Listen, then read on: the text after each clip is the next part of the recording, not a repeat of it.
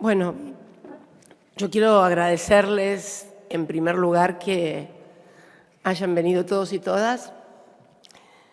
Yo quería que mi primera actividad pública, por así decirlo, o fuera de un despacho, fuera con ustedes. Yo siento que estoy viva por Dios y por la Virgen, realmente. Así que me pareció que si tenía que agradecer a Dios y a la Virgen, tenía que hacerlo rodeado de curas, por los pobres, de curas villeros y de hermanas laicas, de hermanas religiosas. Me hubieran gustado que estuvieran mis amigas las carmelitas de San Nicolás, pero no pueden porque son de clausura. Pero sí, yo les invité, después me di cuenta que no podían, pero ya hablamos mucho, nos mandamos mensajitos y ellas me mandan miel de la Basílica de Rosario, del Rosario de San Nicolás. Y bueno, me mandan también nueces de pecado y cositas así, siempre nos mandamos mensajitos, yo las quiero mucho, ellas me quieren mucho. Nada, quería por eso que mi primera actividad fuera con ustedes. Me hubiera gustado estar el otro día en la Basílica de Luján, pero iba a haber mucha seguridad y no quería entorpecer con mi presencia lo que era un momento muy especial. Ustedes saben que el Papa Francisco me llamó bien tempranito al otro día de ese jueves, el viernes, tempranito me llamó, estuvimos hablando por teléfono y me dijo algo así como que los actos de odio y de violencia siempre son precedidos por palabras y por verbos de odio y de violencia. Primero es lo verbal, ¿no? La agresión, y después ese clima va creciendo y finalmente se produce, bueno. Pero yo no quiero hablar de eso, de ese día. No. Yo quiero hablar de mi país, de nuestro pueblo, de lo que ustedes ven y viven junto al pueblo en los barrios, lo decía Ignacio, desde la inflación, de los precios, de la necesidad de la gente, de lo que decía recién la hermana, que la gente comía, y comían en familia además, porque la gente no tenía que ir al colegio, se iba a estudiar y además te daban una computadora. Y la gente volvió a comer en las casas, ¿no? Porque es lo que la familia quiere, sentarse al mediodía y a la noche, o a la noche si es que al mediodía los padres trabajan y están afuera, y comer en familia. Yo digo siempre que ese es el orden, ¿no? Porque a mí me gusta también vivir en orden, a todos nos gusta el orden, ¿no? Pero para mí el orden que nosotros dimos a nuestro gobierno fue ese, ¿no? El orden de que la familia coma toda junta, que los pibes vayan al colegio a estudiar, no a comer, que los obreros tengan su trabajo en la fábrica, el comercio, el vendedor en su comercio, el comerciante, el orden que cada uno esté haciendo lo que sabe y lo que tiene que hacer. Ese es el orden. Por lo menos para mí ese es el orden. El orden de la pala, del palo y bala, eso no me parece orden. Aparte son órdenes que duran poco tiempo. Todos hemos tenido experiencias en la historia. Yo soy militante de muy joven y tengo muchos años ya. Y todo lo que fueron experiencias de violencia y de querer imponer cosas con las violencias más extremas, más tremendas, finalmente fracasaron, y no solamente fracasaron, sino que dejaron tragedias, secuelas, heridas, que la sociedad todavía aún tiene.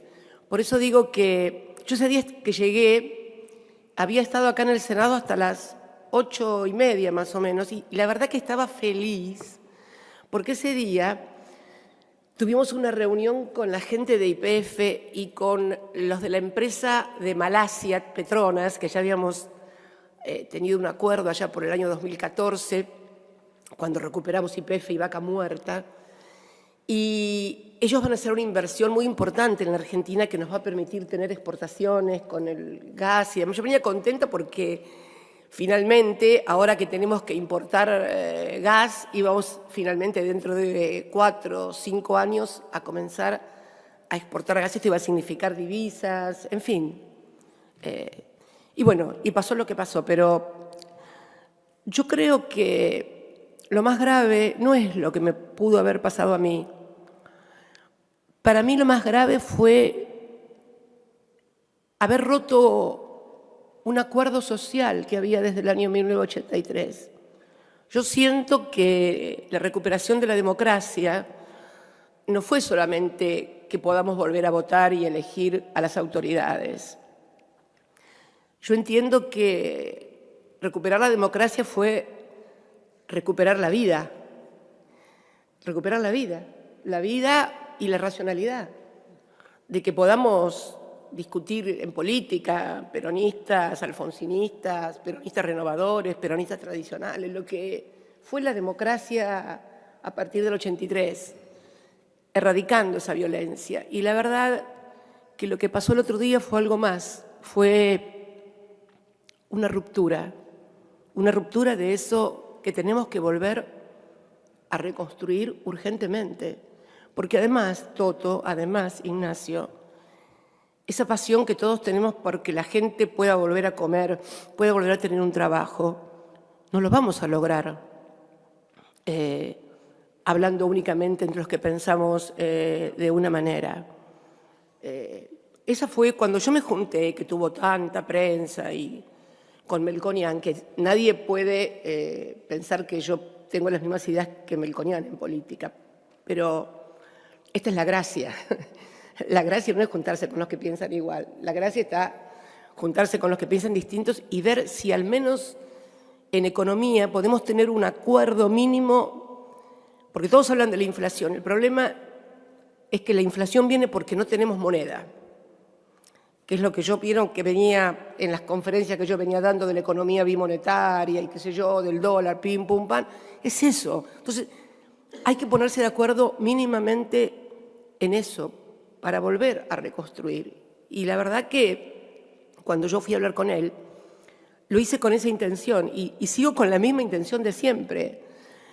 Primero porque es cierto que todos los dirigentes políticos quieren ser presidentes, como dicen los curas que quieren todos ser papa, ¿no? Bueno, sí, la verdad. Bueno, ¿qué cura no quiere ser papa? Obviamente. Eso lo charlamos una vez con Jorge, él se reía. Y finalmente yo tenía razón. Finalmente yo tenía razón. Y la verdad que en mi caso yo ya fui presidenta 2 veces. O sea, la máxima ambición que tiene un político, una política en la Argentina, que es ser presidente, yo ya la tuve por partida doble. Y además de eso, mi compañero también fue presidente. O sea, no son esas las cosas que me seducen, ni las cosas que me animan. Las cosas que me animan son realmente ver si podemos salir. Y miren, yo decía, porque hay toda una cosa que normalmente se dice que antiperonismo, peronismo, la grieta. No, miren, yo traje acá, ahora les voy a explicar qué es este libro, pero quiero contarles algo porque es una cosa que puede ayudarnos a entender el problema que en cierta medida por ahí tenemos los argentinos y que arrastramos en la historia, en los 200 años de historia. El 24 de diciembre de 1929 hubo un atentado contra la vida de Hipólito Yrigoyen. Hipólito Yrigoyen era presidente de la República Argentina. Había ganado en el año 28, el año anterior, por más del 60% de los votos. Pero la crisis del crack del 29, de la Bolsa de Nueva York y lo que fue la Gran Depresión, después a partir del 30, había disparado los precios en la Argentina de los alimentos. Había muchísima inflación. Habían perdido poder adquisitivo los salarios de los trabajadores, producto del crack mundial, y había una oposición muy feroz. A Hipólito Yrigoyen habían hecho un acto el día anterior en la puerta de la casa. Y el 24 de diciembre, cuando iba acompañado con su custodia, una persona atentó contra su vida con 5 balazos. Hirió al comisario que iba con él, Yrigoyen salió ileso y el agresor fue abatido por la policía. Pero yo quiero mostrarles, porque obviamente si yo cuento, bueno, puede ser una opinión sesgada de Cristina lo que está diciendo. Este libro es del año 1929, es el diario de sesiones de este Senado. Diario de sesiones de este Senado. El atentado fue el 24 de diciembre, pero el 21 de enero del 30, hubo una sesión y obviamente los senadores, no había senadoras en ese momento, eran todos hombres. Todavía no había llegado a Perón con el voto femenino. Así que, miren chicos, chicas, estábamos todos hombres. Y entonces un senador radical, el senador del Valle, pide la palabra para hacer una manifestación precisamente por eso que había sucedido. Y miren lo que dice. Esto lo digo en nombre de la representación radical, con entera conciencia y tranquilidad. Ese atentado no ha sido sino la consecuencia de la actitud interperante y desorbitada de la prensa, de partidos y aún, señor presidente, del mismo honorable Senado. En la misma esquina del domicilio del doctor Irigoyen se alzó una tribuna de escándalos y amenazas. O sea, fueron a hacer el acto en la puerta de la casa también de Irigoyen. Cualquier similitud no es coincidencia. Y ese desgraciado, dice, que atentó contra la vida del primer mandatario y que tenía sus actividades próximas, oyó quizás allí por primera vez la incitación al crimen. Y dice, el país presenció las escenas bochornosas que tuvieron como escenario este recinto, todas las torpezas, todas las irreverencias posibles contra el primer mandatario. Algún señor senador habló de dictadura, de despotismos, de tiranos, que recordó la Revolución Francesa y habló de la guillotina, 1930. Va a ser un siglo y ya había amenazas de guillotinas por no compartir una opinión política. ¿Qué le contesta la oposición? Senador Vidal, de Corrientes. Se ha querido mezclar este hecho del atentado contra el presidente de la República con la política actual. Se ha querido relacionarlo con la acción benéfica de la oposición y con la justa y saludable crítica de la prensa independiente, que es una verdadera insensatez condenar, etcétera, etcétera. En ese momento la prensa era el diario Crítica. Diario Crítica había sido creado en 1914 por Natalio Botana y llegó a vender 1 millón de ejemplares diarios, Toto, 1 millón. Había 10 millones de argentinos en ese momento. Imagínense el poder de alguien que en una sociedad de 10 millones de personas nada más, concentradas la mayoría, obviamente aquí en Buenos Aires, vendía 1 millón de ejemplares diarios. Y lo más notable de todo esto es que el peronismo todavía no existía. O sea, vieron que ahora no, porque lo que pasó en los últimos 40 años, el peronismo, que esto, que el peronismo es responsable, que el peronismo... No existía el peronismo. Acá, Evita tenía 11 años y todavía no había salido de Junín. ¿Por qué traigo esto a colación? Y bueno, porque me parece que tenemos que examinarnos nosotros, la autopercepción que tenemos los argentinos de nosotros mismos y lo que somos. Porque siempre hubo grupos, tal vez, no mayoritarios, pero sí pequeños, pero de gran poder, que quieren suprimir, eliminar al que piensa diferente. 6 meses después de esto, Hipólito Yrigoyen se producía el primer golpe militar de la historia y se fundaba lo que después se conoció hasta 1983 como el Partido Militar. Esto sucedía en 1930. Creo que esto es para ayudarnos a reflexionar. Ustedes saben que a mí me gusta mucho la historia Y es tal vez un lugar común decir que los pueblos que no conocen su historia están condenados a repetirla, pero no por ser común deja de ser cierto, ¿no? Y yo quería traer esto a colación, porque creo que tenemos la obligación, los argentinos y las argentinas, de retomar un camino que costó mucho en la Argentina, costó mucho, mucho, mucho, y que además tomar el ejemplo también. Yo sé que a muchos o a otros o a otras no les gusta por ahí que hablemos de las abuelas o de las madres de Plaza de Mayo, pero cuando yo también era senadora y se declaró la inconstitucionalidad o la anulación de las leyes de obediencia debida y punto final, yo me pregunté, ¿sabes? Porque la verdad que estaba sentada en la banca y digo, yo no sé si me hubieran secuestrado un hijo y lo hubieran torturado y matado y desaparecido y además me hubieran robado un nieto si hubiera sido de reclamar únicamente justicia y aplicación de la ley, como hicieron, porque la verdad que este es el tema. Cuando alguien delinque no se lo puede ni matar, ni secuestrar, ni torturar, ni nada. Hay que aplicar la ley. Y todos tenemos que tener ese ejemplo cívico como argentinos. El otro día, cuando pasó lo que pasó, fueron los militantes los que aprendieron a quien me había intentado matar. Los militantes, no fue la policía. Fueron los militantes los que lo detuvieron. No solamente lo detuvieron, impidieron que, fracasado el primer disparo, intentó montar nuevamente el arma y se lo impidieron. Pero no hicieron justicia por propia mano, ni lo lincharon, ni nada. Hicieron lo que corresponde hacer a ciudadanos democráticos y cristianos. Lo entregaron a la policía, a la ley.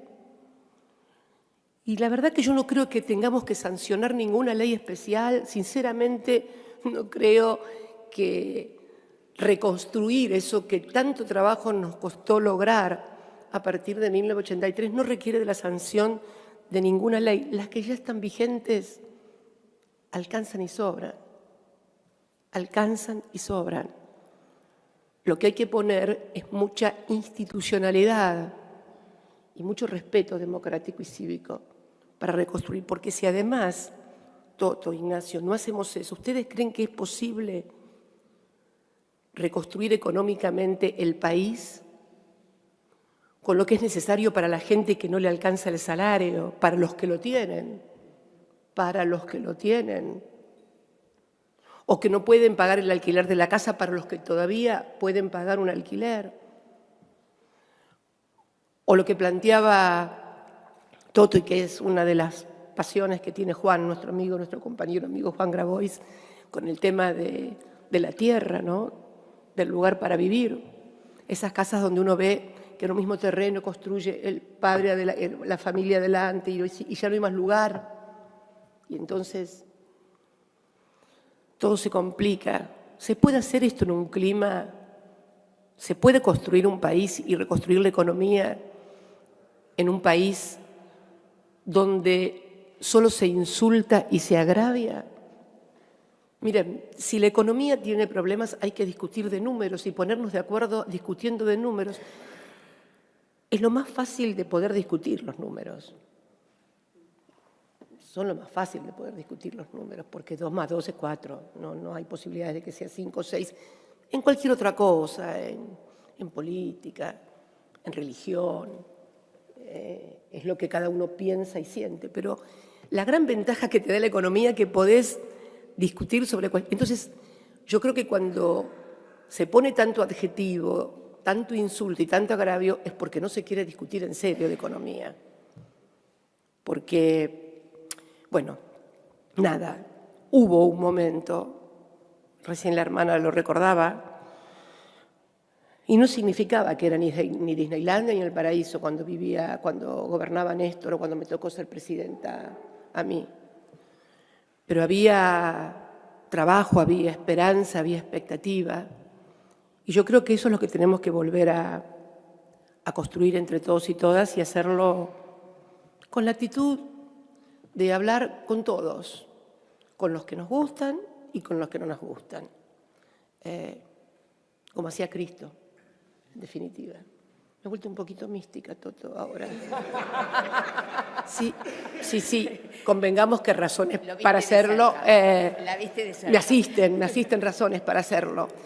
Y por eso quería hoy estar con ustedes, porque ustedes están al lado de los que más sufren, están llevando la palabra de Dios siempre, y de la Virgen y del Evangelio. Lástima que faltó José, que es mi gran consultor del Evangelio. Tenemos José Mayán, senador, es un católico militante y practicante, en serio. No, en serio. A mí yo lo admiro y lo quiero mucho a José. Y nada, quería estar con ustedes porque a mí me parece que estando con ustedes también estoy un poquito más cerca de Dios y de la Virgen también. Así que nada, gracias por venir y le copié una cosa a Francisco. Ahora digo, por favor, recen mucho, mucho por mí, pero recen mucho porque lo necesito. Gracias.